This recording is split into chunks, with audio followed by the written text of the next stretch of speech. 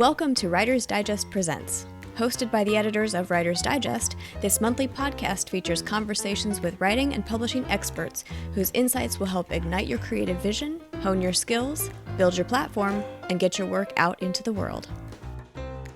Hello everyone, Michael Woodson here from Writer's Digest, and welcome to Writer's Digest Presents. You know, one of the most popular pieces of writing advice is write what you know. But fictionalizing our real experiences can be a difficult thing to do. How much do we lean into the truth versus injecting fiction? What if the people we love see themselves in our writing? How do we know what experiences are worthy of fictionalizing? Mining our lives for story ideas is a really helpful tool in getting words on the page and can lead to some really incredible stories no matter what genre you're writing in. Today, I'm sitting down with literary agent Jessica Berg to talk about how authors can use their lived experiences to fuel their stories. Here's Jessica. Okay, Jessica, thank you so much for joining me today on the podcast. Why don't you tell our listeners a little bit about yourself? Sure. So my name is Jessica Berg. I'm the principal agent and founder of Rosecliff Literary. We like to be the agency for authors who feel like they don't fit in elsewhere. I feel very much like publishing can feel elitist and it can feel one track. And if you don't fit into that, there's no space. And I'm here to tell you there is. It's called Rosecliff. Please come hang out with us. Come be our friends. Before we get into our questions, I actually love Yeah. your description of that because you were at our conference this past, or in 2024, and you met with someone who then talked to me, and they said that you were so warm and welcoming and gave them so much inspiration about their story. And she what she has been working on her manuscript, and I'm just going to echo what Jessica's saying. Like, they are a great place for unique voices. And I'm really grateful that you're here. I'm really grateful that you're at the conference, and I'm really curious about our topic today of sort of mining our own experiences to help inspire our stories, because I think this can cover a lot of area, and there's really no wrong way to draw inspiration from our own lives for our stories, because it's kind of a variation of write what we know, and what do we know better than ourselves is usually, hopefully. But I wanted to first ask you, how much of ourselves do we put into our stories and how much do we fictionalize? I think that's a very layered question. So I think early in a career, most authors will write autofic without realizing it, which is to say they're going to pull from their experiences and it will translate to the page in a very thin way. So your friends and your family can say, oh, I know who you changed the name, but I know who that is. Because I think part of what we do as authors is cathartic, right? We're working through our own big T trauma, little T trauma to understand why we act the way we do. So how much do we put in? Well, I think we take the juiciest bits and then we twist them and we fictionalize and dramatize them so that they feel familiar because they're lived experiences, but they're not so thinly veiled that our friends and family will be able to say, oh, actually, I remember it differently. Yeah, it's so funny you say that, because I had some questions about our loved ones and our friends and family. The anxiety I think a lot of writers have of exactly that. They're the people in their lives easily recognizing themselves in the story, or even placing themselves on a part that then they're very paranoid that, like, oh, is this really how it went down, or this is how I really said it? And the author being like, no, like, I'm fictionalizing something that happened. And this was going to be a question I had later, but it's a great way to start the conversation. Is like, is there what advice do you have for silencing those concerns for authors to even just get the story down in the first place? Of course. I always recommend my authors don't bring me anything until they've written it 7 times. Oh, So the wow. first time is, yeah, absolutely. And I'm an author myself. So this is advice that came from my agent, right? Because the first time we're just telling ourselves the story. So if we really are mining and excavating a moment from our lives, that first, second, third iteration, it's still going to be so close because we still haven't understood our characters. We're still putting ourselves in the story. And then coming back to friends and family seeing themselves. Listen, I mean, I love to think that people are writing about me, but the chances of that happening are probably slim, right? So even I'm kind of like thinking in the back of my mind about this novel I wrote about a hard charging sort of career person. I gave it to my sister to read, and she's like, is this me? And I was like, well, now that you mention it, but I didn't intend that, but that's what Of we're talking about, course. right? It's like I was pulling so many of her traits and her Hmm. characteristics and mannerisms, but I wasn't writing about her. It's Sure. just that that's who she saw on the page. Oh, totally. And it also, a Hmm. lot of times I feel like what happens is like the inverse is like, at least for me, I'll write a version of, like maybe a version of who I wish I was. And so it feels like it's me, but it's, Hmm. and maybe it's something that other people are seeing in me, but I don't, like what you're saying, like I don't see in myself. And I think that Hmm. like, I love, you said we don't know our characters yet. And I do think that's another aspect of this. We have to remember, like, even though we are pulling from our lived experiences, they are ultimately characters, and character is fiction. And so, sort of separating the difference between like reality and fiction in that way, I think is really important. Um, but to you, like, what is the benefit of mining our lives for inspiration for our stories? Well, one, it's very easy to do. We Mm-hmm. can immediately pull from memory and say, oh, this is a moment I want to explore.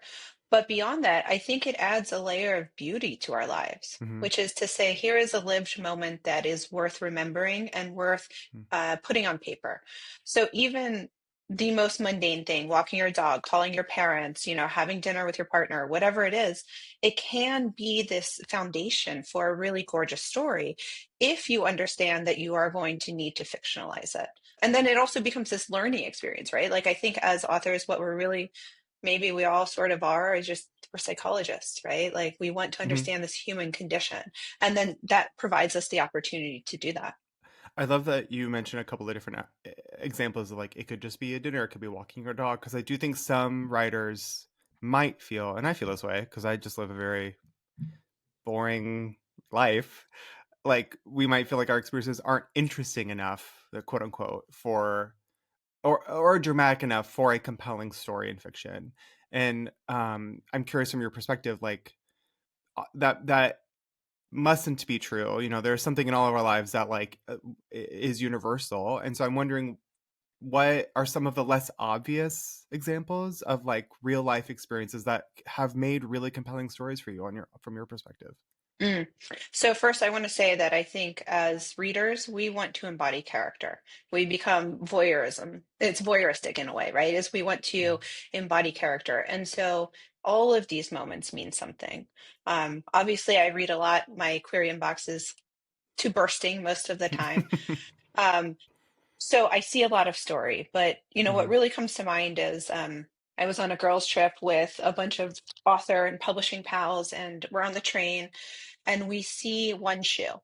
And so it's a group of four Mhm. women, and we see one shoe, and we all are in publishing and writing in some way. And immediately we start telling a story. Oh, well, this happened, and then this happened, right? Because that's what we do as humans. Now, the person who lost the shoe, they're probably like, oh, I lost the shoe. Right. It's not a most significant moment. But to us, it was this really fun experience to say, oh, what happened and how did it happen? And we were able to construct narrative around it. Hmm. And so when we look at how our lives might not be dramatic enough or full enough or have experiences worth telling, I have to say that's not true. Mhm. Because that example absolutely reinforced to me the fact that all you need is a little bit of curiosity, and then you can talk about anything. I love that because it's so, and it's so true because it is just it doesn't have to be like at this grand event in your life. It could even just be like a passing thing someone says to Mm. you. And I remember just anecdotally, I remember I was going to my one of my best friend's son's birthday, and um we were leaving, my husband and I were leaving, and she came up to me, she's like, thanks for coming, I know it's not the most exciting thing to do on your Saturdays, be at your friend's kid's birthday. And truly that had never crossed my mind because I was like, you're my Yeah. best friend, your kids are really Yeah. important to me, like of Yeah. course I was looking forward to these were my Saturday plans. But then Right. that unlocked something in me. I was like, what would a person in my situation who is childless go, what would it be like for them to go who didn't want to go, and then maybe they feel uncomfortable, or then like it adds to the burden of feeling like they're behind in life because they don't have kids or something. And I remember I just took that passing comment she said to me and like created a character in a story around like the opposite of what my experience was, but it felt like my experience because the comment was my experience. You know what I'm Yeah. saying? I know exactly what you're Yeah. saying because you're minding your life in real time. You're taking a lived experience and then you're fictionalizing it. So when we come back to that initial question of how much of ourselves do we put into a story, Hmm. well, you were coming with the heart, right? Like Hmm. that was the genesis of the story was your heartfelt expression and saying, where else would I be? Of course, I need to be Hmm. here. And then offering the converse, the opposite opinion. That's all story is. Yes. Yeah, Yeah. Yeah. It's just interesting because, and like the idea of like you just saw a shoe, because then sometimes it's actually totally fine for your yeah, stories to be kind of what you said, like autofiction. Like sometimes it totally is. And that doesn't make it less hard work, doesn't make it less like you filled the story with fiction.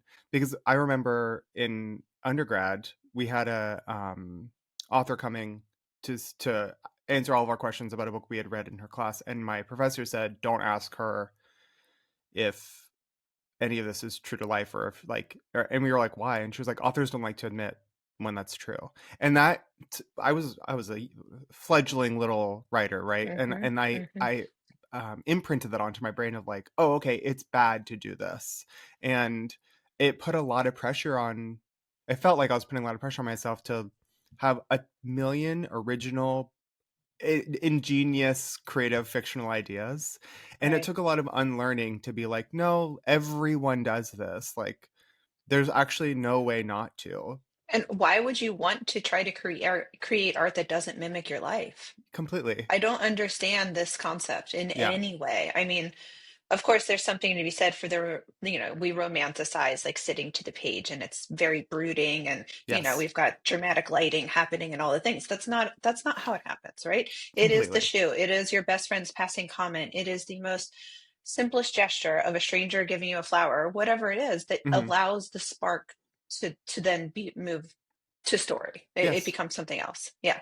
Well, and that kind of goes back to your idea of like a seven drafts situation, is like start from like the total truth and then work your way towards something more fictionalized. But Sure.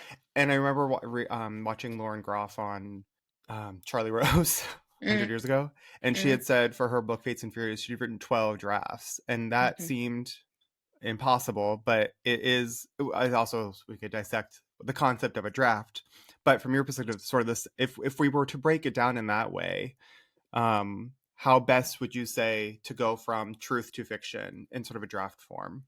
So I think if you're taking a specific event that you want Mm, to sort of lay the foundation for the narrative, then you need to write it several times so that you yeah. can add in the right details and make it fictionalized. But if you're taking an abstract concept, like Mhm. I really sounds terrible. I really enjoy writing about grief and trauma Oh yeah. because I think that that's a human condition that like you're never going to get a happy ending with me. I'm just a too goth kid for that, right? Mhm. So I will take a concept and then look for the lived experience in my life and then start talking about it from that perspective. But Mhm. I think that ultimately your goal here is by the time the work is complete, it needs to feel familiar, but you've gone so deep into a new character, into a new environment, that anyone who reads it might have there might be resonance to say, Yeah. oh, this reminded me of this thing. But no one should be able to say, oh, you're talking about fourth grade when you lost your pencil and Totally. whatever, right? Yeah. Yes. And so the work I don't think is done until that happens. I also like the idea, we're talking about sort of like the concept of something, and Hmm. like the concept of something can also be truth from our lives. And because I also think people, I was asked to write a story about like uh the coming out experience, um and I was then interviewed about it, and they asked like, is this true, did this actually happen? And I was like, No, like nothing in the story happened, but the feeling that this gives me is true. Like, There it is. you know what I mean? Like I Mhm. decided to run with no uh event in my life, but the feeling of all of these things, like melancholy or nostalgia or something, like bring up a truth in me that then was so much easier to fictionalize and put into scenes. So what I'm saying, like I Yes. think authors understandably are like, but I don't have a lived experience that I can pull from. It's like, but how did this thing make you feel? Like Right. fictionalize the truth of that feeling.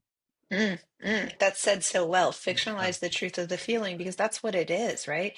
I, Yeah. I think the poets do it so well, and I feel like we Yes. can always learn so much from the poets, which I always refer to as said the poets, right? Hmm. Um, they know what they're doing. They can take the simplest gesture and find the emotion in it. And so Hmm. I think when we're looking at long form fiction, that feels a little more difficult because we're sustaining the Yeah, note that's for a true. longer period of time, which only Mm-hmm. means that we have to get to the second and third layer of emotion, but then also to interject something new. Mm-hmm. Um, and so when we're looking at our experiences, it might not be that you want to tell the story of your personal journey through whatever it is, but you want to talk about how that makes you feel. And I Yes. think for me personally as an author, that's why I resonate with the themes that Mm-hmm. I do. That's why you're going to consistently see these concepts coming Mm-hmm. through in my work because I'm still like, there's a lot to take out, right? There's a lot Yeah. to mine and to figure out for myself. So why not do that through the art that I've spent my life studying?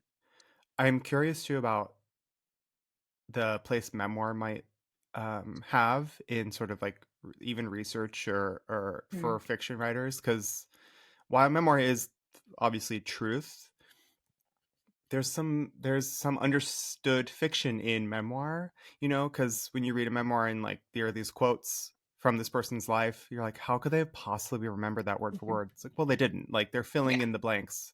And so I'm curious, like, do you have any advice? Like, should writers of fiction study memoir? Should they study nonfiction? Well, okay, nonfiction, creative nonfiction in any Yes. capacity is a smart move. You should be reading more of that, definitely. Um, I always say memoirists are so brave because Mm-hmm. there's only so much that your audience is willing to suspend disbelief and say, okay, we know that that conversation didn't happen, but Mm-hmm. you are putting your core trauma on the page Mm-hmm. for everyone to review and then to judge. Like, Mm-hmm. whew, I cannot do it. I do not have the chutzpah to do that at all, right? Um, but yeah, I think there's a lot that we can always learn from other Mm-hmm. genre for sure. I particularly love memoir because it's so compact and tight. Yes. It doesn't try to span a person's entire life. It is 18 to 24 months of really gripping narrative. Mm-hmm. And so when we look at how to do that in fiction, I think it helps prevent something from meandering and being really 150,000 words or whatever the case Right. may be. And it keeps our pacing tight. Yeah, I like you saying, we tell writers all the time, explore different genres. It will always help you. And I think that even in like the most like genre, like fantasy, sci-fi, things that are like inherently not true, there's a lot of truth in them. I mean, those writers are putting so much of themselves in them. And um yeah, I think studying all genre and all writing forms is endlessly beneficial, especially if you're looking for, Absolutely. especially if you're a reader. I mean, I might be getting too like far away from the point here, but I grew up reading. I loved reading, and Yeah. those stories, the experience of reading those stories, is part of my truth. And so when I'm writing, like I could be inspired from, again, the feeling of reading a certain story led me to that, to writing my own. Mhm. Um, but with regards to fictionalizing real life, I think it's a really great study in killing our darlings, because it can be hard to detach from the truth when we're writing fiction. And so if, say, we get a note from an editor or an agent that says like, this part, let's work on this part, it's not working, or this, and they're like, but that's not what happened. It's like, well, we're not writing what happened, we're writing fiction. Do you have any advice for writers in sort of divorcing themselves from the truth when they're in the editing process? Please do not be precious. Hmm.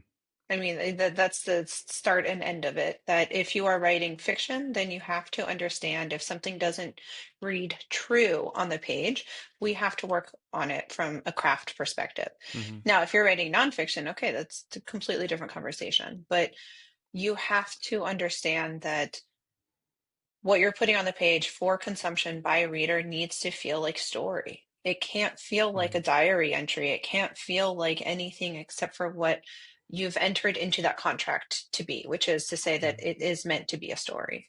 And so Hmm. I would encourage all authors always to, heed the advice of editorial feedback. Of course, talk it through, make sure that you're working with the right person who not only gets your story, but gets your personality and understands your end goal so that you're making the changes that feel true to you, but also true to the story.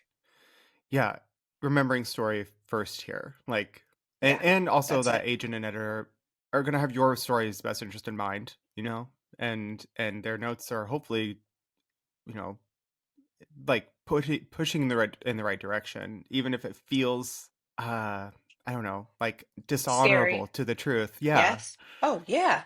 you know, If I can make a quick sidebar here, of I think course. that what we're talking about is the vulnerability that comes from giving your project over to someone else. And so Hmm. I cannot Yes. stress enough that if you have any tingling in your belly that says this is not the person for me, then this is not the person for Oh, you, completely. right? Like, do not allow yourself to have 10 red flags before you say this Yeah. isn't working, because you have to trust that first your agent is going to not only love your work, but like love it more than you. Hmm. And will put you in front of the right editor to bring the story to its absolute most beautiful form. And that can um be. it's Oh, please go it could ahead. be Sorry. of anything, right? Like, but Yes. yeah, like it's a relationships business here. I know, and it's such a hard pill to swallow, isn't it? Because you work so hard to get to that point, and then you learn this isn't the right person. But like that is okay. That's even Yeah, better to know that it is like a yeah. relationship. Like it sometimes you can love someone, maybe you should be with them. I mean, we all have that story, right? We all have that Yes. story. And so yeah, that's exactly it. But and I know we're getting far off of our pinpoint topic here, but I can't stress enough how important that is. And Hmm. then when you do have the right person who's working for you, who's championing your work, your career, and you've given that autonomy over to, then when they come back with editorial feedback, you're going to look at that and you're going to weigh it differently. And you're going to Hmm. say, okay, that's not exactly how it happened, but I trust your guidance. I Hmm. trust your expertise. I trust that you understand something that I'm not seeing because Hmm. I'm too close to the work. Which, if we bring it all the way back, is why you have to be able to divest yourself of the actual events and present fiction, Totally. right? Because Yes. and that's why memoirists are brave, because Yeah. they can't change what actually happened. As Hmm. fiction authors, Right. we can do that. If it's not reading the right way, okay, well, let's interject more conflict, or let's do Yes. this, right? We can invent all of these things. Everyone else has to stick to the truth.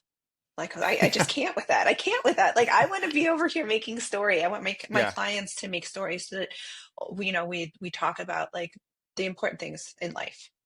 I really love that, and I do think that it is sort of tangential to what we're talking about generally, and in sort of the concept of injecting drama where we need to into the truth is getting me thinking of, like, I remember in college I had one course where I had one um, homework assignment we all did where it was sort of observational and just and getting used to studying our not even just our experiences but like our environment, and so Mm. we had to sort of diary style for one day write everything you're observing, and then from there, like, let's try and construct a story not based off of what did happen but from these elements of what you recognized. And I think part of the thing for me is that I'm not personally living my life in wondering at all times, is this a good for a story? Is this good for a story? It seems Yeah. to come to me in retrospect. Mm. Like that conversation with my friend, it was when I got home, I was like, that was a weird thing she said.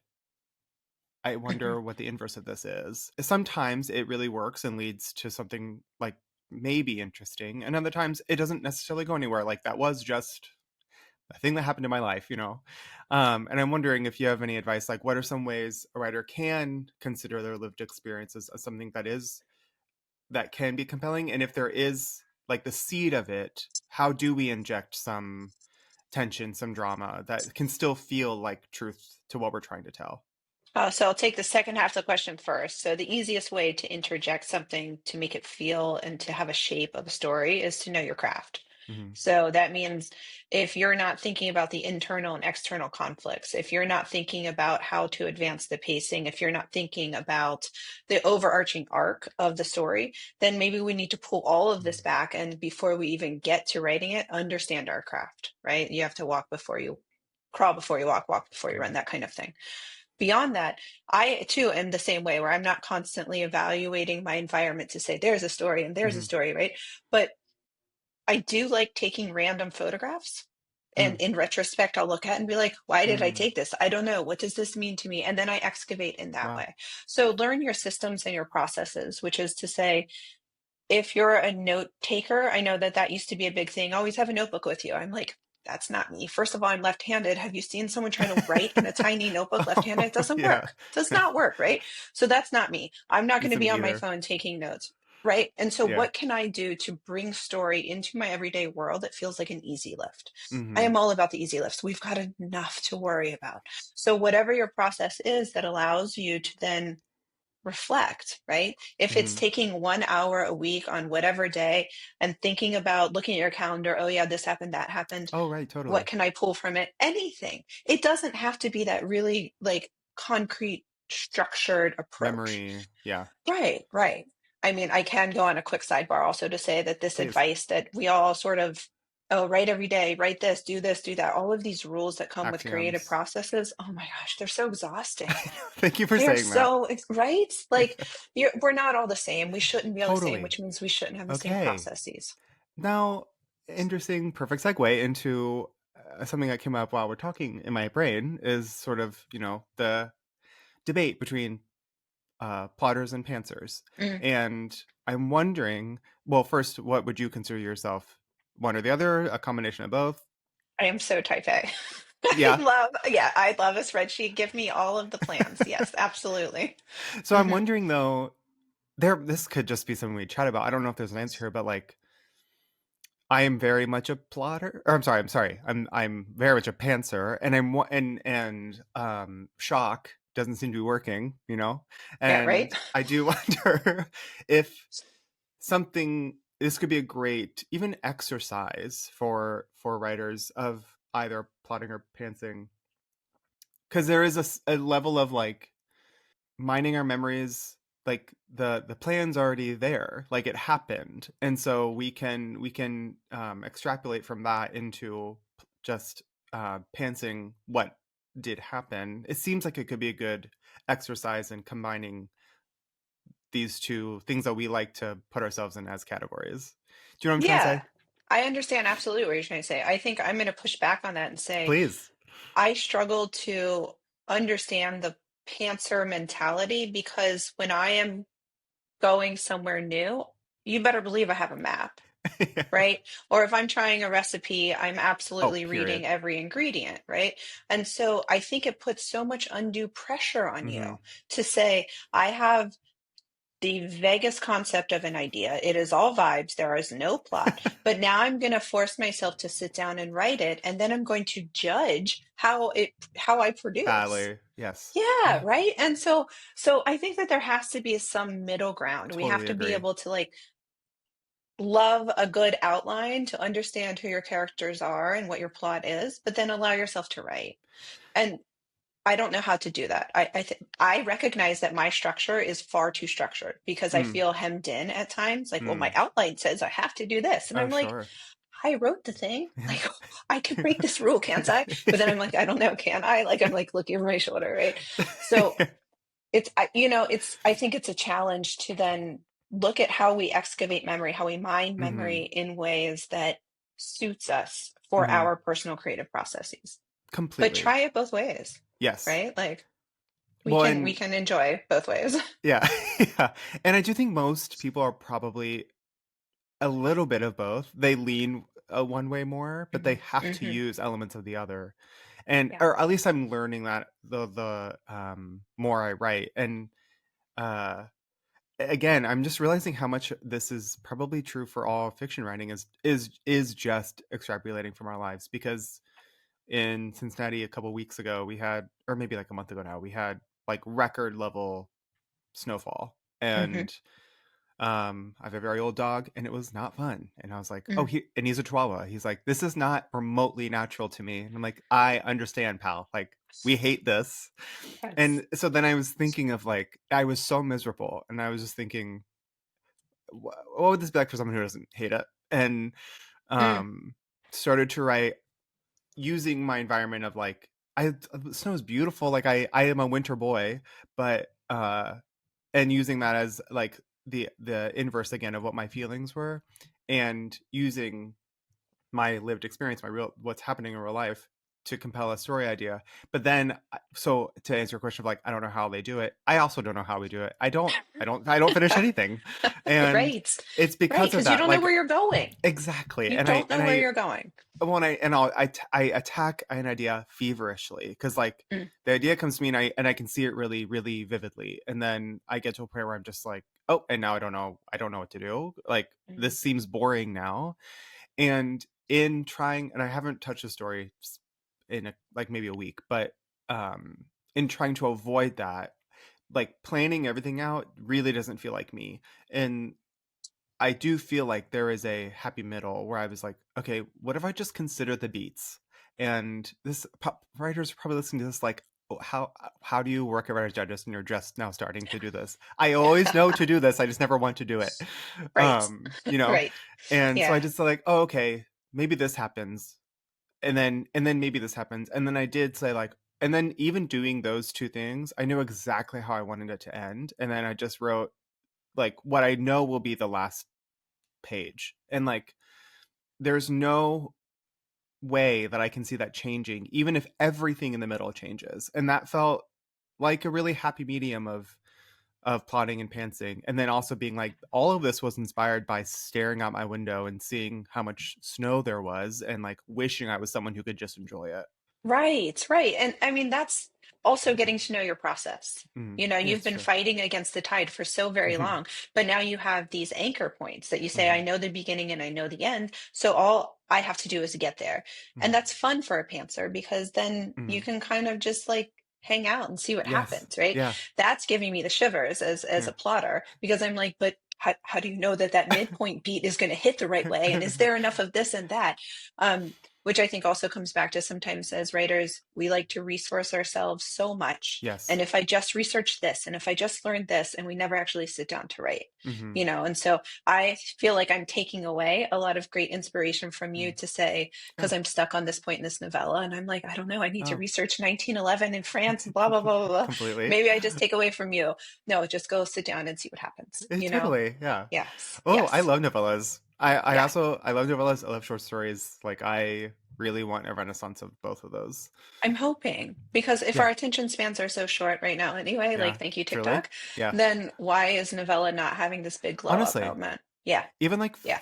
like flash fiction, I really love, and I think I could have a real renaissance as well. But anyway, Hmm. um, this has been really lovely. Yes. I was wondering, like, do you have any parting advice for writers in hoping to extract from their lives to help their stories? Yeah, I would say if the door opens, it's not your door. So if you Mm, start up to learn a new pattern, to excavate memory, or to pull from a lived experience and it feels arduous and it feels clunky and you mm, find yourself not wanting to do it, don't do it. mm, You don't have to keep yourself in this pattern just because some craft book says you have to. totally. Continue to explore to find what works for you because ultimately your art will then blossom. Totally agree. And where can people find you online? Yep. So threads and blue sky at Rosecliff Lit. If you want some really unhinged, like I'm tired posts, you can come see me personally, Jessica Berg. And I'm definitely around. I try so, so hard to be an agent who is a person first. I'm an author second. You can slide into my DMs. You can comment on my posts. I want to be friends. I really do. I can't stress that enough. So Oh, please come hang out with me. perfect. Thank you so much, Jessica. Yeah, thank you. Thanks for listening to Writer's Digest Presents. Visit us online at writersdigest.com and make sure to follow us on social media at Writer's Digest for daily updates on articles, online courses, live events, and more. See you next time.